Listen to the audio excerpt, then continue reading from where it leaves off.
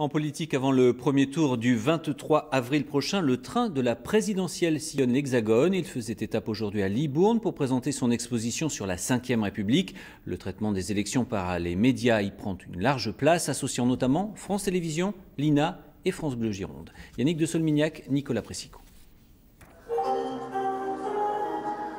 Depuis Paul Deschanel, le train et la République, c'est une longue histoire. C'est donc en gare de Libourne que le train de la présidentielle faisait escale aujourd'hui pour présenter près de 60 ans d'histoire politique de la fondation de la Ve République en 1958 à l'élection de François Hollande le 6 mai 2012.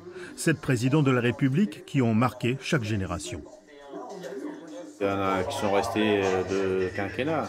Non, c'était du septennat.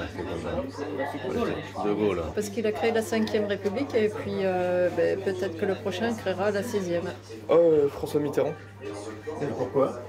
C'était le premier président de gauche après plusieurs présidents de droite sous la Ve République, donc c'était une élection qui a marqué. Nicolas Sarkozy, moi personnellement.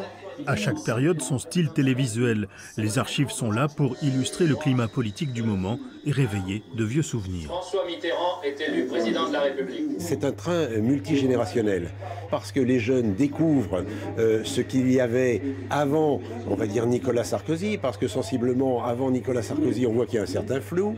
Et puis, ceux qui sont de ma génération s'aperçoivent que depuis le général de Gaulle, eh bien, effectivement, la communication a totalement changé parce que du temps du général de Gaulle, on faisait des communiqués de presse 48 heures à l'avance.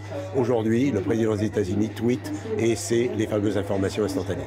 Depuis son départ le 5 mars, le train a accueilli 15 000 visiteurs citoyens pour un voyage dans l'histoire.